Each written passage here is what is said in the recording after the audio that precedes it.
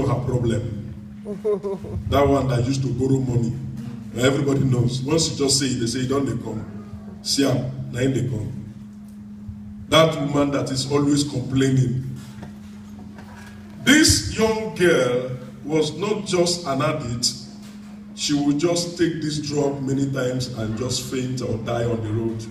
But there's this pastor that they will always go and call. He's a Nigerian.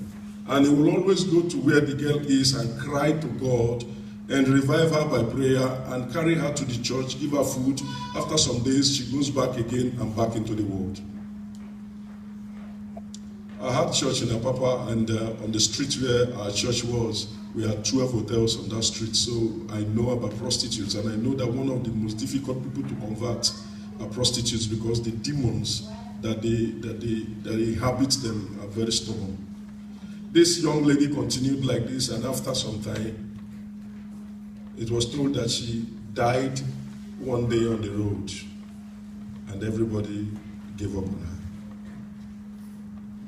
The news got to the man of God, and he picked up his Bible and went there, carried her, brought her to the church, laid her down, and began to cry to heaven, this one will not go. No parents, nobody, no friend. There are situations you find yourself in life, you don't need to tell people, leave me. They will leave you before you turn your back. The Bible says the poor man finds it difficult to keep his brothers. How much more friends? He cried to God and cried until the Lord answered. She came back to life, but this time, she never went back. Cut the long story short, it didn't take long in the church, the pastor married her. And today they are pastoring so many branches of churches all over Africa. In Lagos, the headquarters is even in Lagos. When you see her today, counseling women, with women carrying her bag and Bibles, you never believe that this is the same one they call prostitute. And you dare not try it to call her, because people that will kill you are plenty. She has become a blessing. Her families, all of them are under her welfare, because she has become a blessing. In the book of Genesis chapter number 12, when God called Abraham, one of the promises that God made to Abraham is, I will make you a blessing. And Paul told us clearly in the book of Galatians chapter 3 verse 29 that is the heritage of every child of God.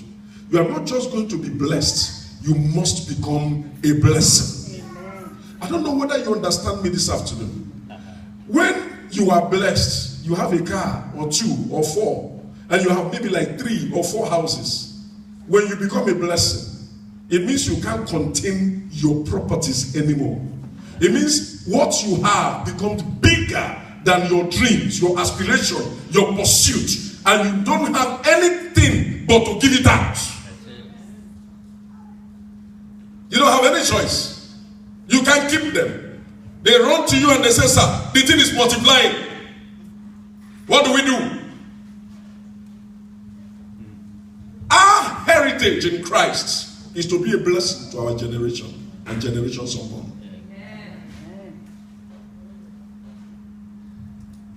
Look behind you.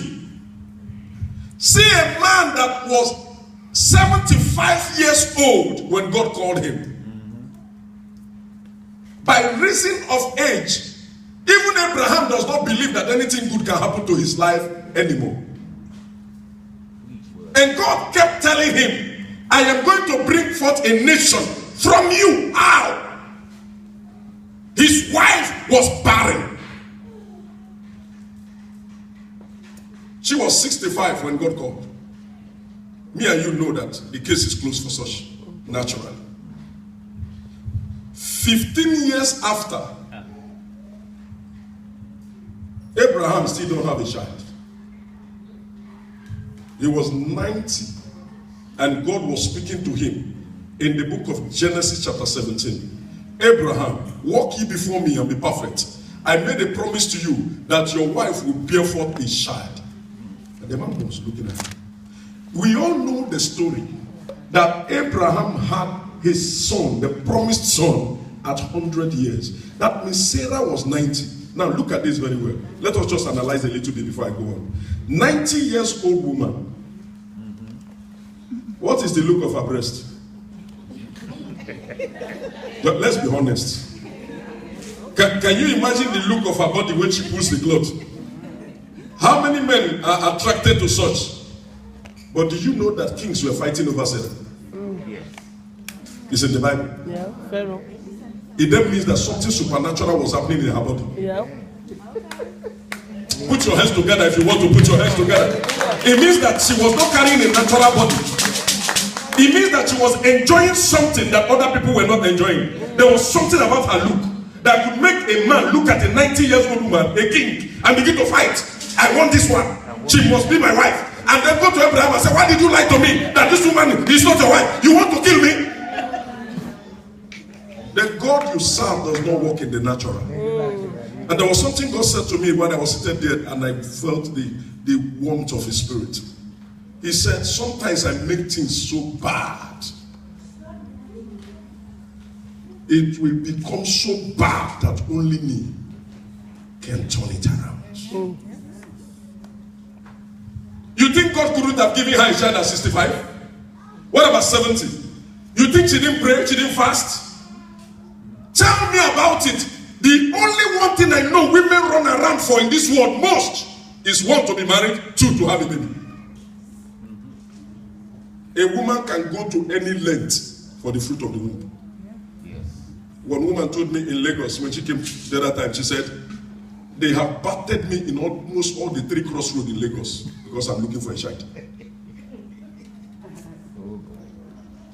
At 90, what was it that made Abraham look at his wife and say, this night, honey, we have an appointment. There's something about you that is moving me. There's something, I don't know what it is, but this night we got to meet. And that one meeting culminated into the Isaac, the laughter of her life. God will make you laugh today. A laughter that will never end in your life. God will make you laugh today. And it's about the same thing that has been making you cry. I said God will make you laugh today about the same issues that have been making you cry. If you believe it, come and shout hallelujah.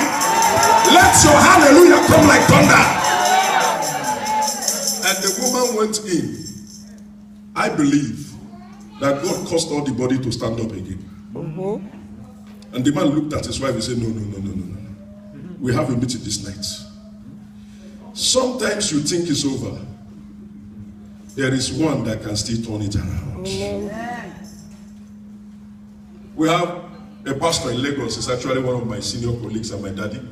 The wife was confirmed by hospitals that she does not have a womb. I preached in their church sometime last year in Benin City. She has 3 young boys today as children, as living proofs of what Jehovah can do. 3 boys, agile, healthy, from the place they say there's no womb. He's a master of impossibilities. At certain times, he will allow it to get rotten, spoiled, hopeless, because he wants to use you to sign a signature in your family. And he will do it this afternoon. Amen. I said he will do it this afternoon. Amen. I said he will do it this afternoon. Amen. In the name of Jesus. Amen. I was preaching in Ulm, Germany, and a young man listened to me and he sent for me. When we were talking, he said, Pastor, this man seated close to